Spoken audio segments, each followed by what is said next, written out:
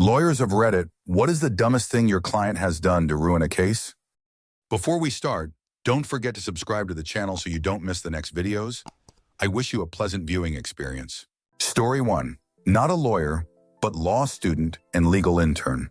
At sentencing of a firearms trafficker, defense attorney delivers a masterful argument for a lower sentence that the judge seems to accept. The judge asks if the defendant wants to say anything. Defendant mumbles, paraphrased, I'm sorry, Your Honor, but I had guns for my PTSD, and I could have moved states if I didn't want to commit further crime.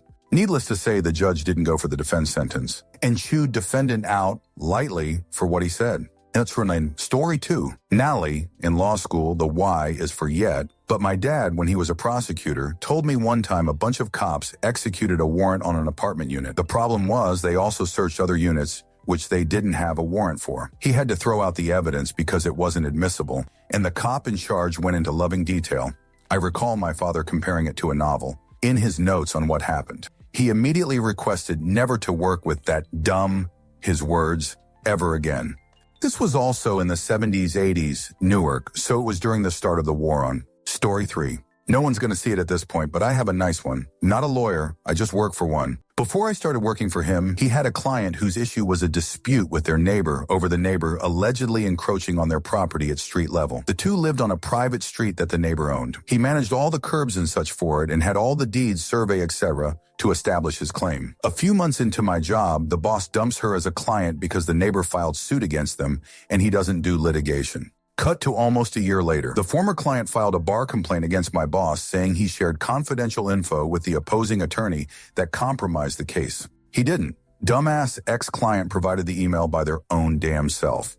I know this because the transcript of their deposition in the lawsuit is publicly available, complete with exhibits. Opposing counsel referred to the email and explicitly said he got it from them during discovery. In the exhibits, the email was very clearly sent or PDF'd from a Yahoo email account, which the client had and the attorneys would never use, and was timestamped for a date months after my boss quit representing them. Between me and the IT guy, we conclusively proved our boss did nothing wrong. Also, it took the ex-client nearly 6 months to file the complaint between the date of the deposition and the date of the complaint. They had a month or two left until trial. We figured it was a Hail Mary attempt to get out of a case they royally screwed themselves on. Story 4. I have a couple from my prosecution days. Defendant is charged with larceny from a store. He was a thalidomide baby and had one arm that was like half an arm with a tiny little 4-fingered hand at the end. He would stuff things up his apparently empty sleeve and hold them with that little hand while he walked out. During a break in the trial, he was outside smoking with some of his buddies, right next to another ADA. One of them asked him what he was there for, and he replied, stealing. You know my little hand likes the 4-finger discount. I called her to testify right after that. Jury was out maybe 10 minutes. I was prosecuting a bar fight where the victim was a really big dude, and the defendant was maybe 5'4", 130 pounds. Defendant took the stand to say he was just defending himself. I asked him, were you wearing that same t-shirt the night of the fight? The front of the shirt had a cartoon bulldog, and the caption was, it's not the size of the dog in the fight, it's the size of the fight in the dog. The judge had a chuckle over that one. Story 5. This is a local legend of a case, not mine. Client was charged with motor vehicle homicide after she killed a motorcyclist, Vietnam vet, father of 2. She showed up to the trial with a forearm tattoo of a bloodied motorcyclist glove. During sentencing, when the victim's daughter was reading a statement, the defendant said, ugh, I get that I killed her daddy or whatever. Can I just go to jail now? Fast forward a few years, and her attorney spotted her at a gun range after she got paroled. She walked up to him and was like, hey, I know you from somewhere. Aren't you my probation officer? And the lawyer said, I was your lawyer. See all these bigging signs saying that felons can't be here? And get the hell out of here right now. Story 6. Not a lawyer, but worked for a drug testing facility for a little bit. We mostly did testing for Department of Transportation, but occasionally would do testing for a nearby court that would do a lot of child custody cases. Guy was undergoing testing to determine if he would get visitation rights for his child. Guy comes in and we test, unmonitored, and it's clear by the temperature of the urine that he was either a walking corpse or had tried to cheat the test.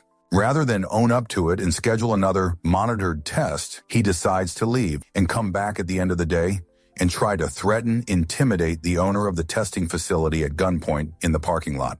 Needless to say, he racked up many more charges, and I doubt he got visitation rights. Story 7. My lawyer friend told me this one. He was defending a not-too-bright guy who allegedly broke into his friend's phone and transferred some money to his own bank account. His friend sued, but had no proof that theft occurred. The defendant was claiming that his friend returned a loan to him, then changed his mind and asked for the money back. He refused, and this fake theft story and lawsuit was his friend's way of getting the money back. During the hearing, plaintiff's lawyer announced the amount of money that was transferred, and the defendant genius yells out, "It wasn't that much. I only took $2,500 on a Suriname." Story 8. Not a lawyer but one of the jury. Sat on a case where a young man was accused of threatening his neighbors with a gun. Came to trial a month after the incident. A nickel-plated revolver had been confiscated from the accused's home and entered as evidence. Shown to the mom and asked if it was the gun, she testified that it was, because the accused had held it to her son's head in front of her. Her son was outside the courtroom as she testified. When showed the gun, the son said, "No, man. He pointed a black 9 at me from across the street." When asked what a black 9 was, he said it was a 9mm black Beretta. "I see them all the time. My friends have shown me them." Did the accused get close to him? "No, man. He stayed across the street."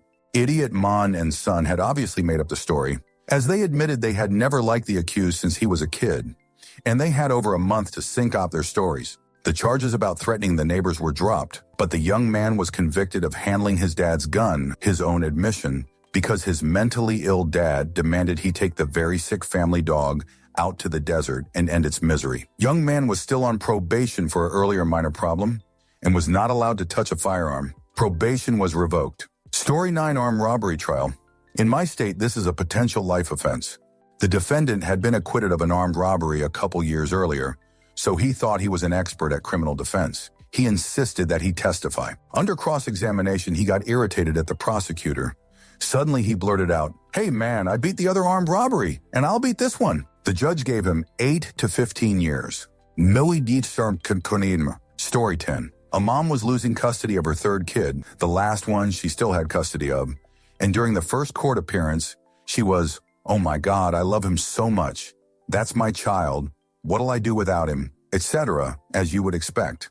But the judge really made an issue of the fact that in the preceding 30 days, she hadn't attempted to contact her kid, who was temporarily with his real father, in any way whatsoever. Email, phone call, text, postal mail, in-person visit, nothing. Of course, that wasn't the only issue, but it was one the judge very obviously had an issue with. He made that very clear. So he set the next court date, and, you guessed it, this time it was 45 days later, and she still had never once in any way attempted to visit or talk to the kid. A couple more court dates were set, but it didn't get any better. The father was awarded permanent custody. I know your first thought is, that's no mystery. She obviously didn't want the kid. But that's not the case. Whether or not she wanted the kid, she very much needed the kid.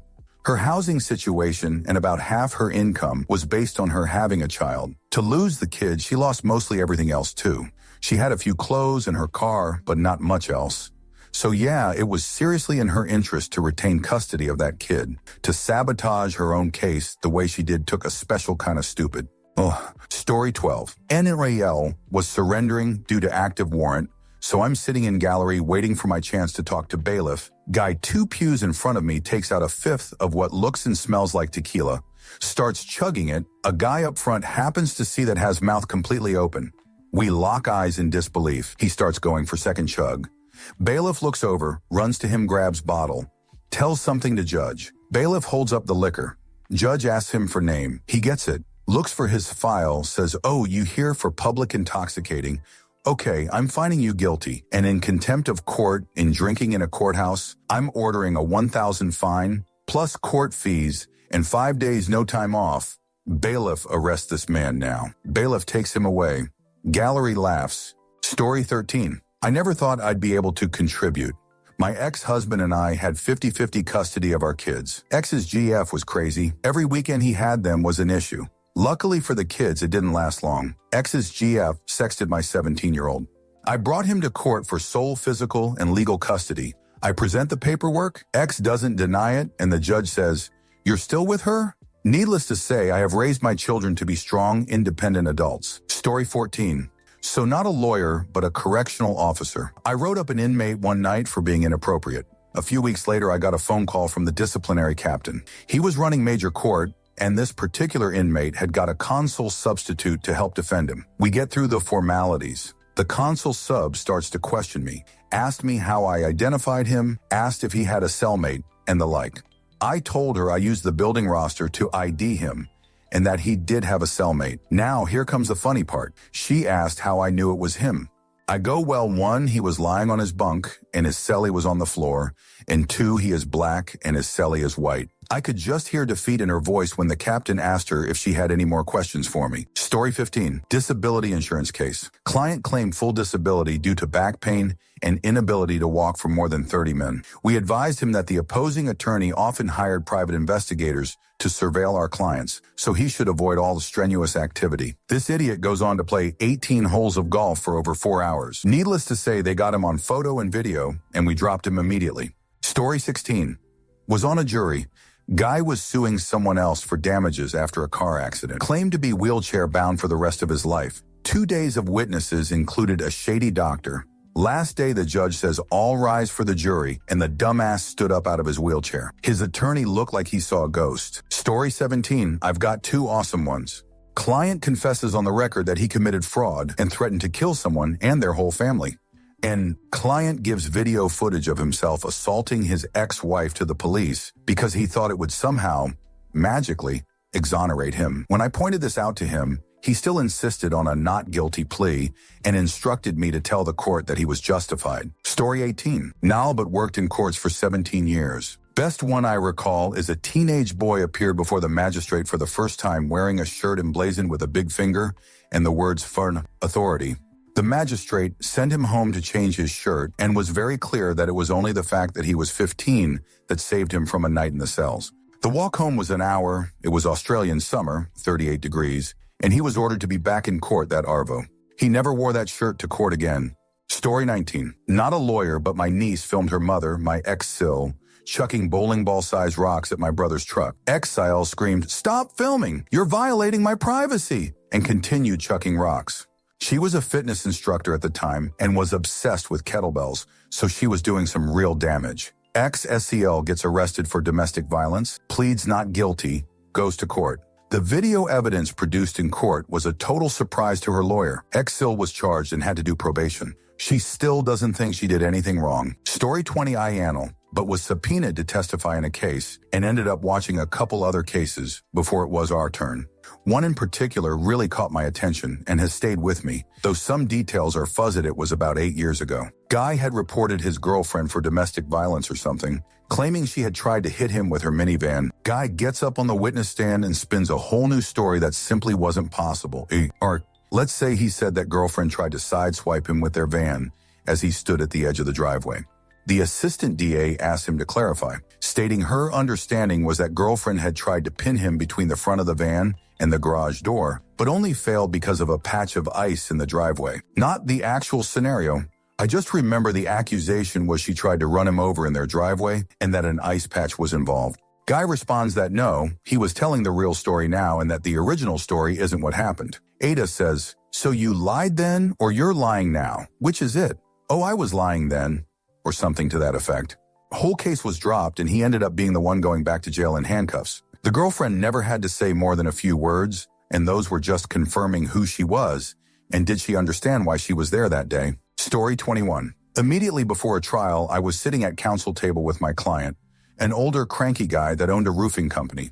Prior to the start of the trial, the judge walked in from the public side, not uncommon in this area, just to say hi, and I greeted him. Client turns on him and demands, "How long is this going to take? I've got a business to run." Judge looks at me and I know it's over before it even started. Story 22. Client had just successfully merged his firm with another international firm. At the closing dinner, he made a number of unwanted passes at several female employees from the other company, in front of witnesses who were lawyers for the other company. They had him walked out the door and the name of the firm changed within a week. Story 23. Client fell asleep during the trial, a lot, called out the judge and prosecutor on social media, threatened the jury, got convicted on all counts.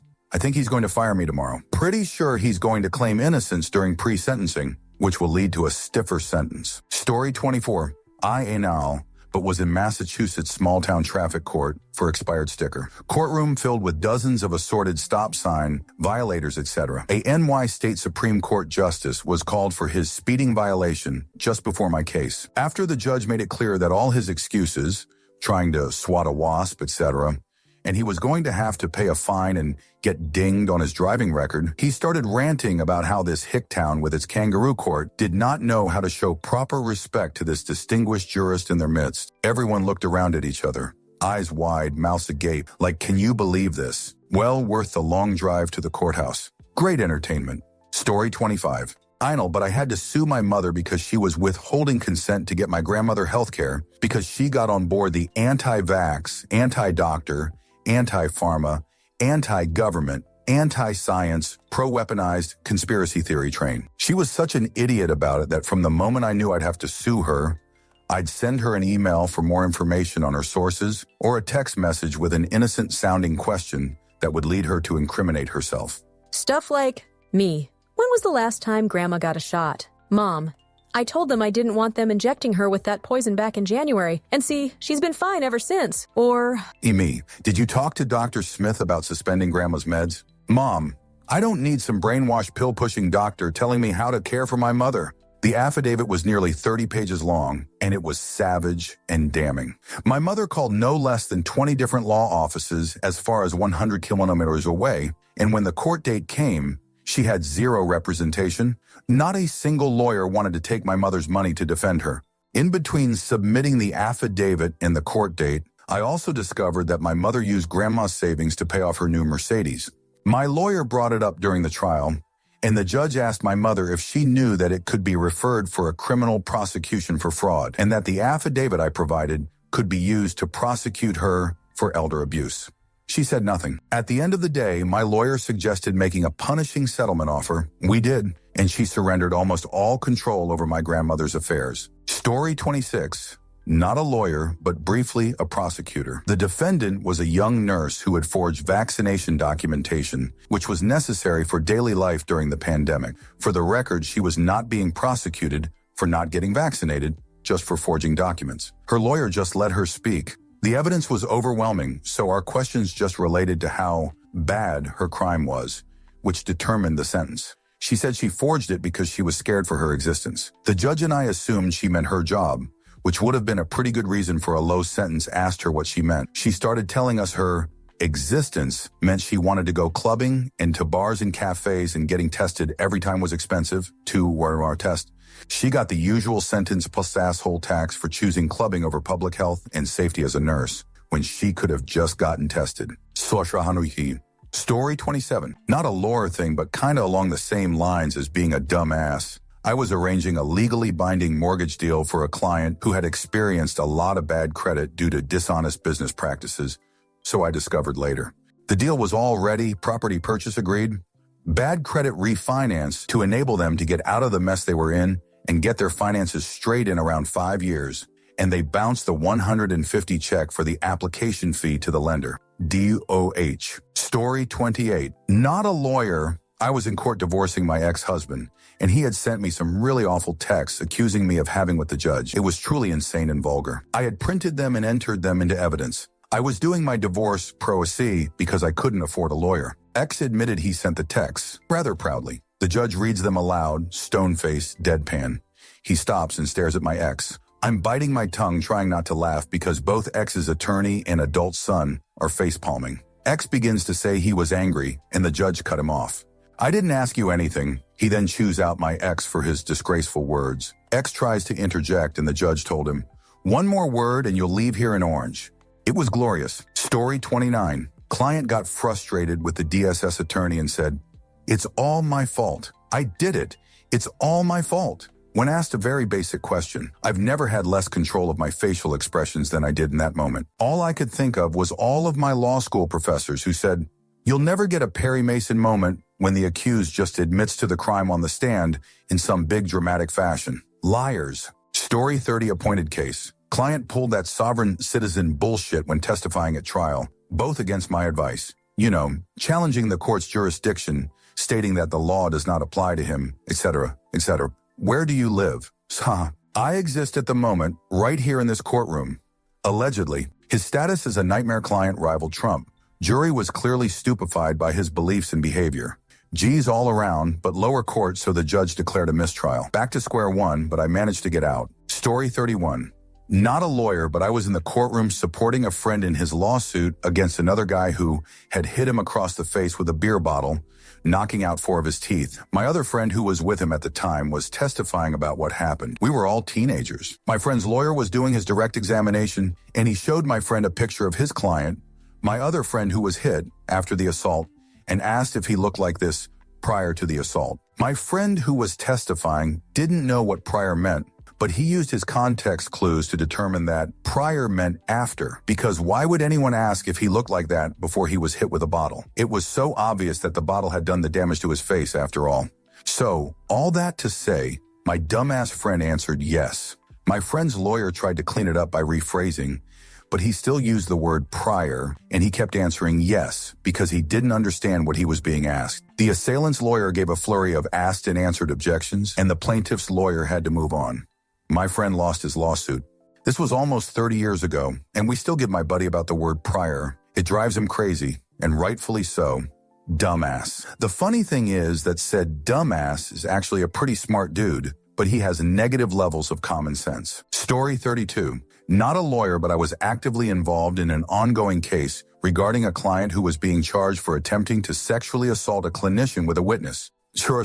He had a conditional suspended sentencing deal in which if he did not engage in any sexual misconduct whatsoever for 1 year, he would not be sentenced to prison or heavy offender designation, but instead he would be required to remain for 5 years under state custody in his present psychiatric treatment facility. The judge specifically defined sexual misconduct as any unwanted sexual advances, verbal, physical, or coercive, towards anyone, sexual contact in any form with individuals unable to consent, i.e., other clients, breaches of the facility's rules regarding sexual behavior, possession of illegal pornography, i.e., CP, snuff films, etc., voyeurism, exhibitionism, and generally anything besides privately masturbating in his bedroom behind closed doors.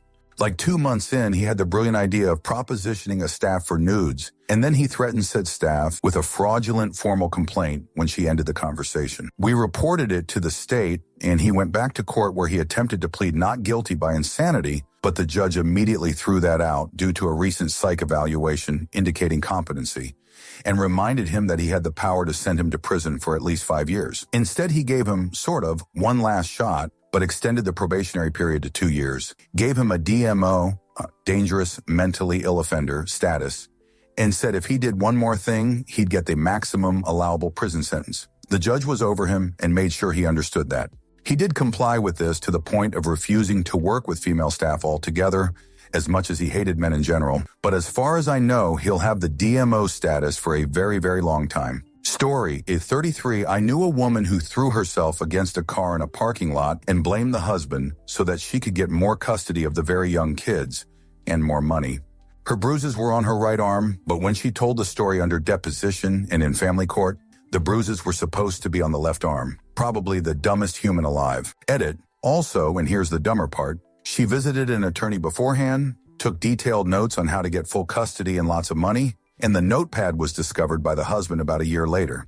She then lied on the stand that they were not her notes after she said she recognized them. Story 34. Not a lawyer. I had jury duty on a DV case. Apparently, this was the second time the defendant, M, had assaulted his GF. The GF's daughter was testifying and was instructed that she could not reference the first case in her testimony because the jury could be swayed on this case by knowledge of the previous case.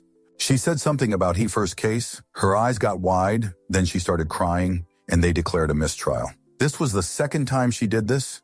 They cleared the courtroom, and the prosecutor came back and told us we were free to go and why. Story 35, personal injury. My client told us on his intake, and while answering discovery, that he had never had any previous accidents that caused injuries. I told him when I look at the dockets, I see a person with your name, birthday, and address as a plaintiff on multiple other cases that have been previously decided. He says ultimately he remembers like 2 of the 3. I tell him, okay, when defense counsel asks you about them, you have to tell them the truth. Prior lawsuits aren't admissible, but the prior injuries absolutely are, and you wouldn't file a lawsuit without injuries. damages. So you have to tell them you were involved, you sustained injuries, and be honest about the injuries. Tells me he gets it, and he will. We go into a deposition. Defense counsel asks him, and he responds asking defense counsel why that's any of their business, and it has nothing to do with this accident. God damn it. Then he follows up with, those weren't me. God damn it again. I try to rehab him and ask him questions, basically getting him to say, oh yeah, I didn't recall. But I remember now, I did have prior injuries, and here's when I suffered them. He tells me no, again, on the record. I couldn't believe it. Cue forward to the arbitration. He denies it again, and then defense counsel brings up the deposition record and wrecks his credibility. At that point, I can't help him.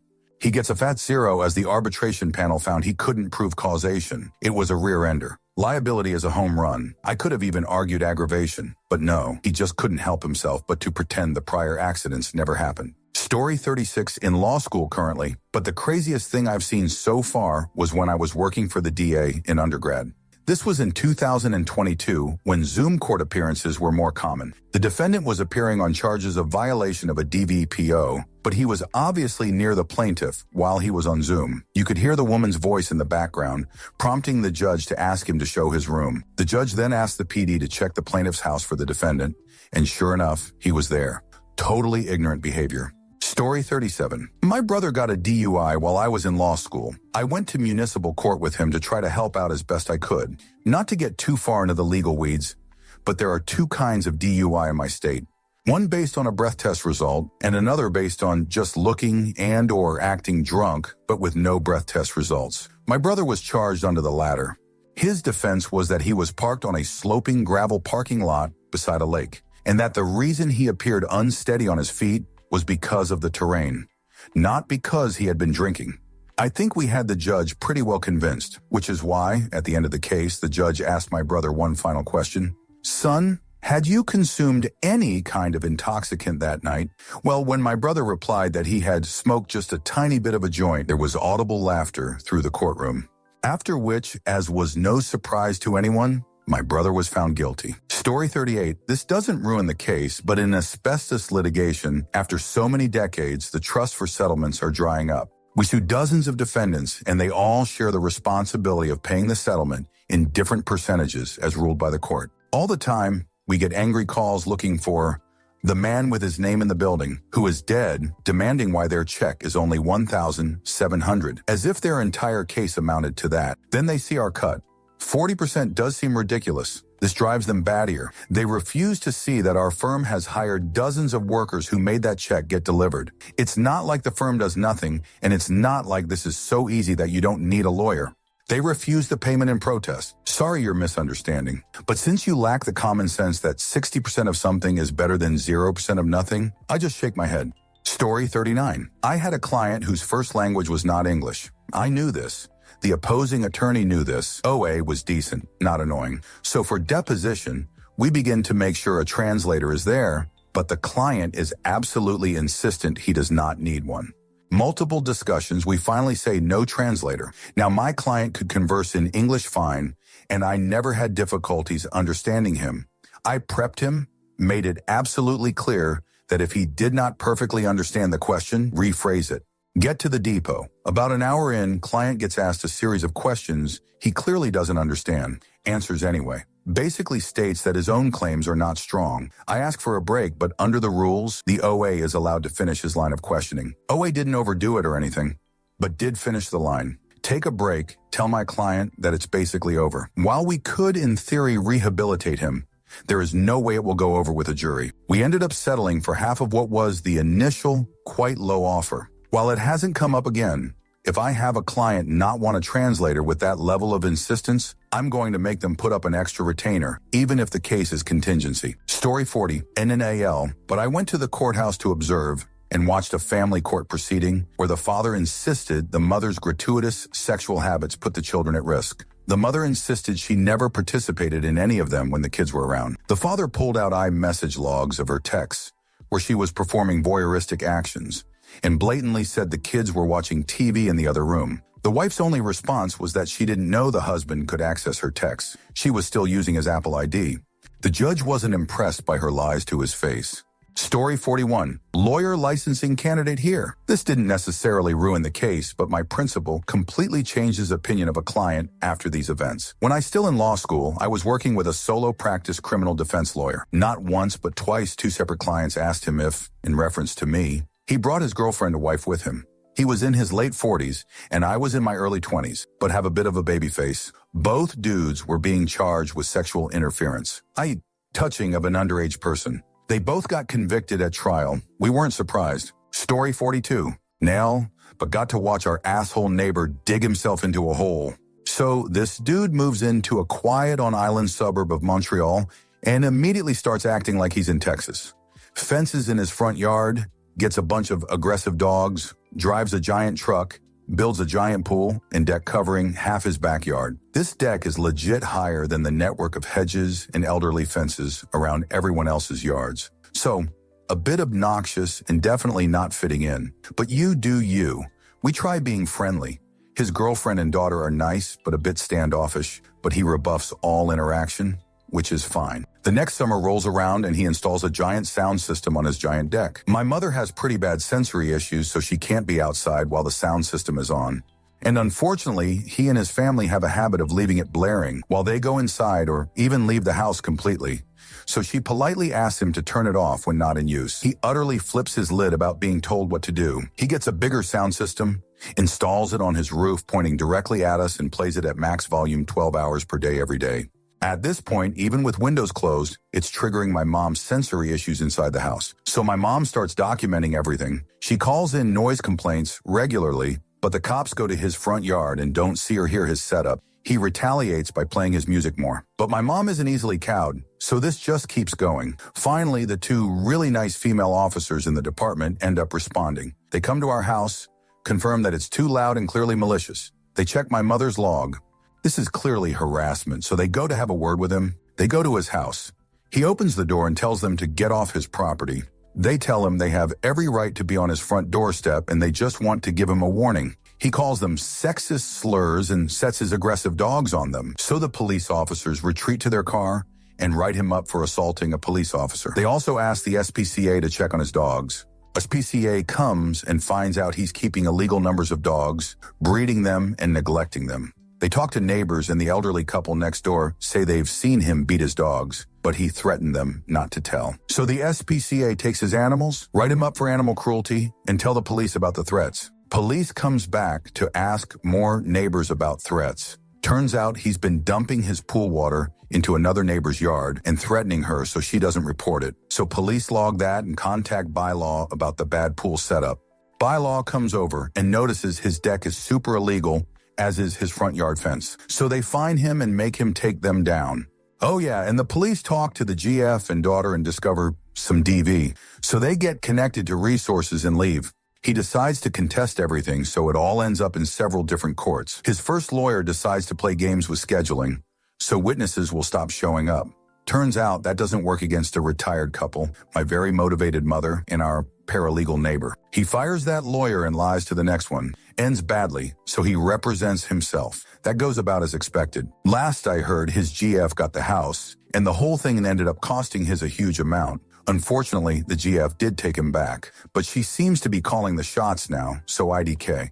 He's still a bit weird, but he's not hurting anyone anymore, so we don't care. And that's how an idiot turned a noise complaint into a whole life-ruining mess. Story 43. Not a lawyer, but there's a running meme in Quebec culture about some guy who was being tried for having raped his daughters. The case was going relatively well until he was being interviewed on TV, where he says, "I've never hit my girls, I've never touched my girls, except that one time at the cottage." That man's lawyer probably killed himself after seeing that interview. Story 44. I was an assistant to a lawyer, helped with paperwork and crap. There was a guy nearing his 10th DUI, and he showed up to our office so drunk he threw up in our trash can. We got him to accept going to detox for like 5 days, and then he shows up to court drunk 3 weeks later. Another one was a dumbass 17-year-old where we were able to avoid trial. All he had to do was pay for damages, but he didn't keep his damn mouth shut and got himself thrown in juvenile hall for his entire summer vacation. Honestly, we didn't fight it because we knew it's what would keep his ass out of trouble. He hasn't been a repeat customer, so that's a real good sign. Story 45. My dad. His long-term girlfriend died. He came home from work and found her. Turns out she had a lot of cocaine and meth in her purse. He got charged with multiple drug possessions, including intent to deal, which basically means the state is saying you have a lot of this stuff. You must be selling this. He finds a good lawyer. His parents pay his bail and the retainer fee. Judge orders at least 2 weeks rehab, unless they think he needed to stay longer. And my granddad takes him. Everything seems good. A week and a half later, he checked himself out. He gave an excuse that there was a guy who picked fights and he missed his dogs. He claimed he'd go to another rehab the next day. I don't know what's going to happen. I imagine the judge is going to be pissed. I don't even know if he actually checked in somewhere. Story 46, not a lawyer, but I am 3-0 in small claims court in my lifetime. Had a dispute with a repair shop over the work to be done. In the cost, this was an engine swap out. We both pleaded our case before the judge, and he made his decision. He gave me about 1/2 of what I was asking. The repair shop owner spoke up and said, "So this means anyone who doesn't like the bill can just sue and name their own price. Is that right, Judge?" The judge told everyone to sit down. He scribbled some notes, found that I'd get the full amount I sued for, and then banged his gavel to end the proceedings. A judge is God in the courtroom. Don't ever mouth off. Story 47 was a cop. On one case involving with a minor, a girl of about 13 by a 23-year-old male. I brought him into the interview room and I read him his rights. He informed me he did not need legal counsel because he already knew the laws so well, and basically spent a good 15 minutes just babbling about how legal savvy he was. So I started the initial questions. Just the warm-ups. How do you know this person? How long have you known them? Where were you on such and such date and time, etc., etc.? You know, just establishing a baseline to work with. Guy basically was giving me solid answers that wouldn't indicate anything incriminating. Then I started getting a little bit onto the crux of the matter. Me, did you have with this individual? Subsect, nah. Me, is it possible she might be pregnant? Suspect, hell now, I got all up in there, but my pull-out game strong as me. Suspect, I want a lawyer. I'm not even a cop anymore, but he's still in prison. Unlike TV or movies, even if you catch a perpetrator dead to rights, interviews are usually deny, counter accuse, and you very, very rarely ever get a confession. In this case, I got one within about 30 minutes. Fastest confession I ever got. Story 48. I have a patient that keeps trying to turn himself in for something he may or may not have done. And when he has gone to court, he doesn't want representation. He's not very smart. I feel terrible for him, but after experiencing this, I'm sure many clients themselves over. His judge has been helping keep him out of prison, as she knows he's doing much better. Story 49. I have 2 that come to mind. One harrowing, one just silly. Harrowing DSS case reviewing a teenage juvenile who was placed with a relative out of state, so the hearing is over WebEx.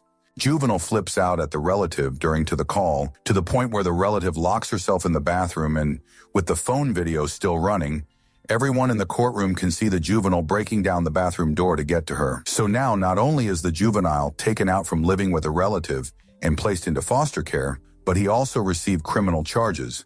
And I ended up getting appointed to him for direct contempt of court. Silly, it's always the client's right in the USA to take the stand and testify or remain silent. It's their choice. Client took the stand in an assault case against my advice because the state had done a very poor job of showing how what was alleged, throwing a bottle of ink into someone else's car, could have taken place. My client proudly takes the stand and goes into exacting detail of how her and the victim were having an argument while driving down the road, including how proud she was to have thrown that ink right at the victim's face while both of them were going 55 mph. There was no shocked Pikachu face at the end either. I've never seen someone so pleased to be found guilty.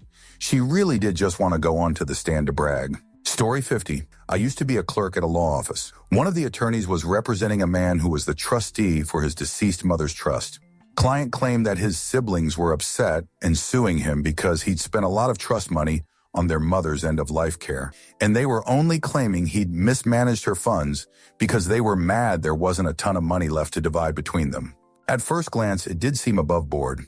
The bank account had a ton of charges for care services, grocery stores, pharmacies, and funeral services. She'd been really sick, so caring for her cost a lot. Maybe they were just mad about the money being gone. Then the attorney asked me to go through one of the account statements. He needed to find a specific charge, but this was a printout from the bank, so not a searchable PDF. I'm sitting there going through dozens of pages for months of charges, and I noticed a recurring payment that didn't fit the care needs.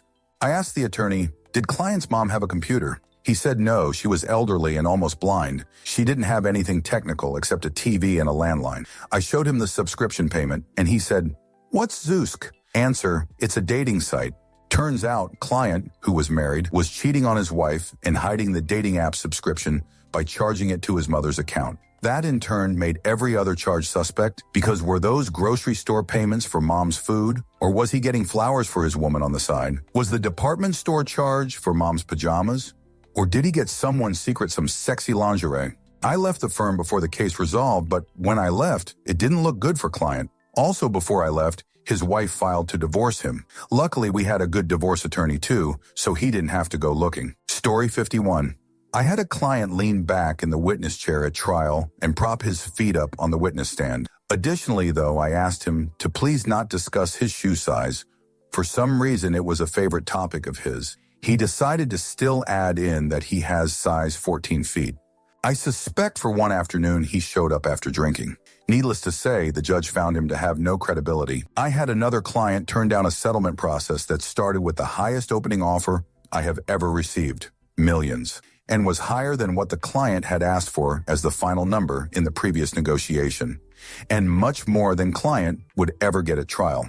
I had another client settle his case without involving me at all, for much less than I could have gotten him. It was so strange. There has been a marked uptick in clients trying to override my advice, or thinking they know better on legal matters when they don't even know the rules of evidence or civil procedure. And why should they? They didn't get the training. It's been a low-lying revolt against education and expertise. It's been fairly demoralizing. Don't get me wrong, I love questions and good debate, but ultimately, why did you hire me if you think you know better on how to litigate a case? Story 52. NAL, but I'm an investigator and I had a case about a dude, F. He entered a fast food joint drunk off his ass and immediately called a server a slur. He was understandably asked to leave, which he wouldn't do. Another patron decided to try to talk to F and immediately got punched by F. Police got called and he proceeded to attempt to hit them and called them names. When he was called to an interrogation, he proceeded to threaten the officers present. When interrogated about the threats, he, of course, threatened the new officers as well. This went on for a long time, and he kept threatening or insulting every single person that interacted with him. By the time the original assault case went to court, he had threatened just under 30 people, including the judges and lawyers involved, which in turn led to many, many more charges against him. He got convicted for assault, and while awaiting jail, proceeded to write about 1,500 emails containing, you guessed it, threats. Not only that, but he also reported every single person involved for misconduct, amassing just under 200 reports and released vlogs where he would straight up slander the judges. It took forever to get him to court because the cases kept coming, but in the end, he got many, many more years of jail than the assault case earned him, all because he couldn't shut up. Story 53. Federal public defender here had a client on probation get arrested for some small stuff and thrown in the county jail. He was released from county jail and came straight to the federal building to report to his PO and piss test. Getting into any federal building is like going through security at the airport. The marshals don't around. Client had wrapped in foil in his pant pocket, which of course set off the metal detector. I was called down to deal with this, and the client swore that he was sober. It just happened to be the pair of pants he was wearing when he was arrested. How the prior arresting officers missed this, I don't know. But oversights happen. I somehow convinced the arresting officers at the federal building that if he pissed clean, they would let him go. And if he pissed dirty, they could arrest him on new charges. Client pissed clean, wasn't high, was tells G the truth. Marshals let him go. Now what his plan was for the after taking the piss test, I think that's pretty obvious. Story 54. Not a lawyer, but was on a jury in a state where the jury sets the punishment and can decide to convert to probation. Our instructions were that we can also recommend probation. The charge was criminal enticement of a child. Child in this case was 16, 17 years old. Defendant in his 40s had been grooming and giving very expensive gifts. Guy was a registered offender, but had done his time. We were given instructions that defendant is not required to testify. Overall prosecution case was weak, the girl didn't testify, and there was only hearsay that the defendant had done things. Some witnesses claimed they'd seen them together, but that's about it. But then defendant decided to testify. Lawyer looked very uncomfortable announcing it, and judge had him state in open court he is waiving his rights and chooses to testify. Dude was the best possible witness for the prosecution. He decided to come clean and say he loves the victim and that they were engaged to be married because he'd given her a ring. Dude got the full 10 years, no probation. Wish we could have given him more, but that was the limit for the charges. Story 55, testify. I had a criminal client who was charged with being a felon in possession of a firearm. These are generally not difficult cases for the prosecutor to prove. They usually call two witnesses. One, the arresting officer to establish that the person had a firearm in their possession and to introduce said firearm into evidence. And two, either a probation or parole officer who supervised the person to prove they were a felon or a fingerprint expert to examine the person's fingerprint on a prior indictment and a fingerprint taken from them in court to see if they match, again to prove they were a felon. The sole fact we had in our favor was that the gun was found in a very heavy coat my client was wearing that had his nephew's name on the tag, and my client's statement at the time of arrest that the coat wasn't his. And while not exactly in our favor, the gun was a .22 and was relatively small, so the argument that he put on the coat without realizing the gun was in the pocket was one I could make without busting out laughing. I made a show out of having the coat brought over from the jail with the arresting officer's evidence tag still on it and having the arresting officer take the gun out of the evidence box. Please make sure to clear the weapon, officer. We don't want to put the good folks of the jury in harm's way. And drop it in the pocket so the jury could see that it didn't weigh down the coat much at all. I thought we had an outside shot at a not guilty, but we're probably looking at a compromise verdict of an attempted possession. Until my client decided I didn't do a good enough job explaining that he was just trying to protect his nephew by holding the gun because his nephew was in a fight with his baby mama and was going to shoot her if he had the gun. He had to testify. In no uncertain terms, I told him he was an idiot. All of this happened at counsel table after the state rested their case, with everybody waiting. The judge excused the jury for a break, and I asked him to question my client on the record on whether he understood his Fifth Amendment right to not testify. He did so, and my client said he understood nobody could make him testify, but he wanted to tell his story. And tell his rambling story he did. The DA's cross was brief. Is this the jacket you were wearing? Is this the gun that was in the pocket of that jacket? And you knew that gun was there, right? They convicted him in less than half an hour. Story 56. I was a law clerk at the time, appearing under my attorney's bar number as a law student. I had written this beautiful motion on how her possession charges should be dropped, and this probation violation no longer even should be valid BC. After a change of law, her original charge wasn't even a crime. She makes it to the courthouse great. I tell her I'll see her in court. I see the police officer arresting her. I'm like, WTF? Tell her to what free and remain silent. Tell the officer I'm her representation what's going on. She brought meth to the courthouse. Well, nice. It's no longer enough meth to be a misdemeanor. But the cop goes and tells the judge what had happened. I object. I mean, relevance. What does this new infraction BC now? It is infraction have to do with my motion to dismiss her possession charges. Ah, man, I tried. LOL. Story 57. Wearing a t-shirt for a stripper bar to court was one of the funnier ones. The biggest screw-up is being dishonest with me about working. People pretty much always get caught. Honorable mention the person who was on the local news being interviewed about it days before their hearing, and the footage showed them doing physical, taxing work. That one wasn't my case, though. Thank God. I just happened to find out about it and warn the attorney that I had seen the person on the news the night before. Story 58. Not a lawyer, but a forensic professional. And this wasn't dumb. The poor client couldn't help himself. Like Ron White said, he had the right to remain silent, but not the ability. Involuntary commitment hearing of a very manic and psychotic man who was hospitalized after trying to break into his mom's house by pounding on the door with his .357 Magnum.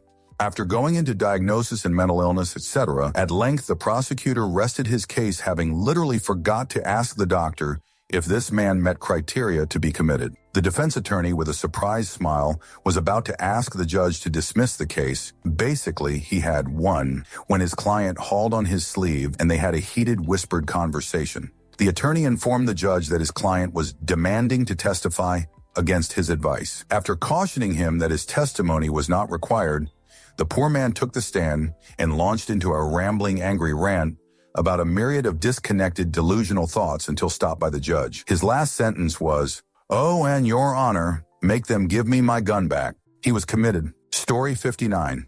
sending emails with legal conclusions and speculation without conducting an investigation or consulting legal.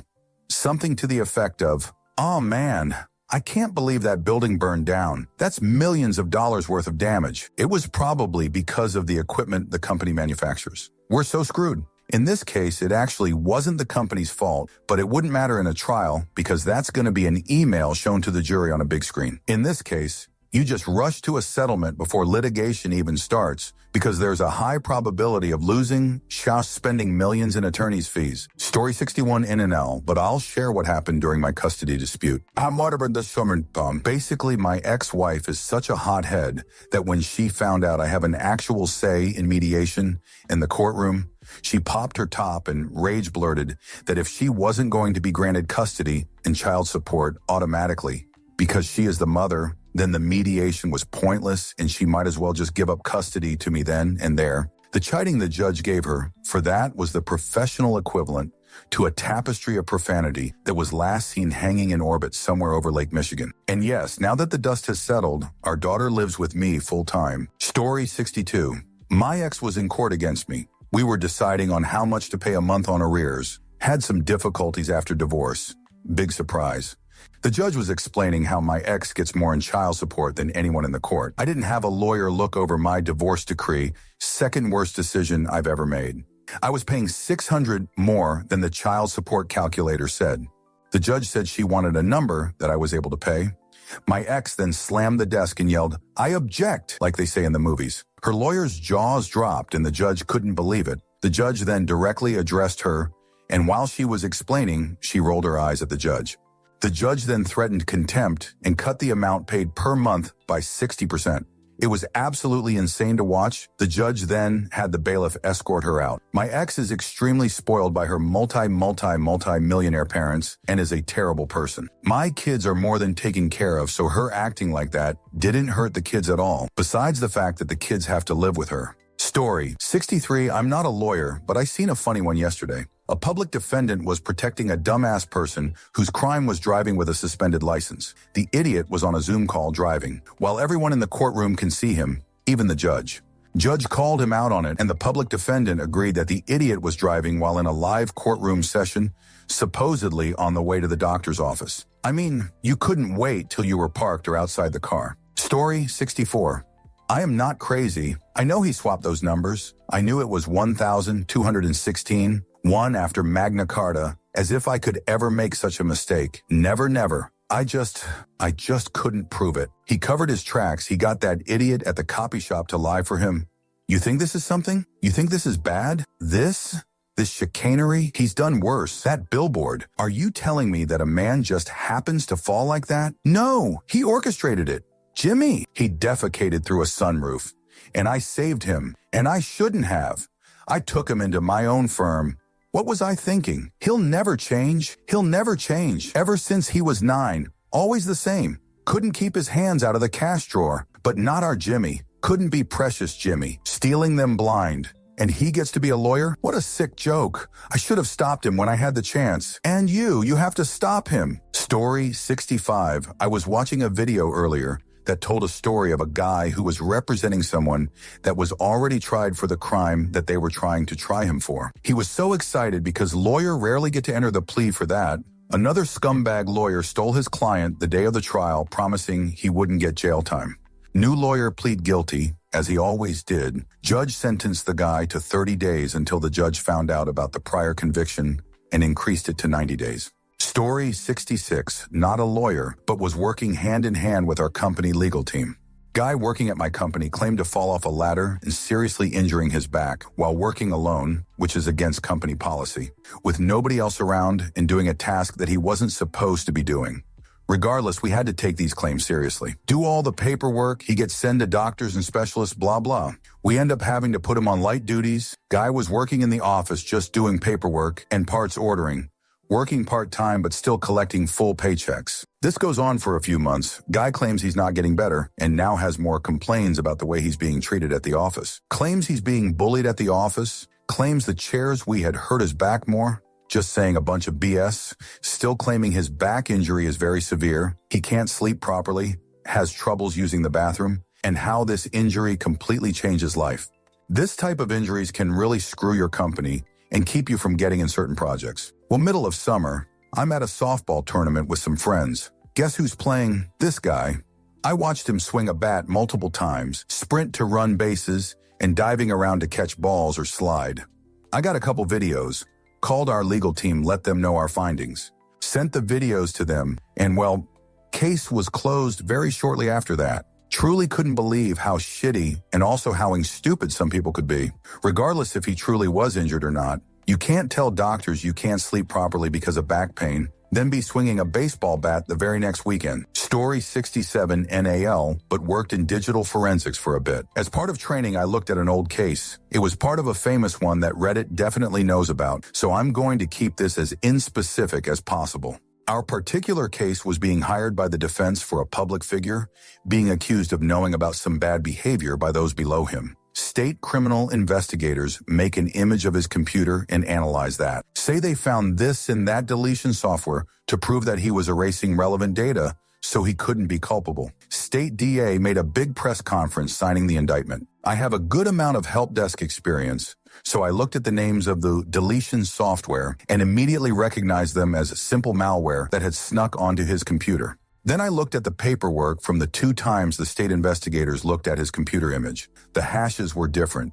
If you don't know what hashes are, basically, you do some fancy math on a data set and it comes out with a big number. If you're working on the same data each time, you should be able to run the hash on the data and get the same thing every time. Differing hashes means they were looking at either A, 2 different data sets and thus the results are not applicable, or B, someone messed with the data and thus it is untrustworthy for court. Mind you, this was me as a newbie just getting into the field. The actual investigators had way more to throw at court. In the end, the DA made a deal with the guy where he wouldn't be in the industry in the immediate area that it all happened, and he would get a payout of 1.5x his yearly salary. No press conference for that one. Just quietly sweeping the errors under the rug with enough money to keep everyone quiet. Story 68 saw a video this morning of a defendant on a Zoom call hearing. In his car, judge asks, "Sir, are you driving?"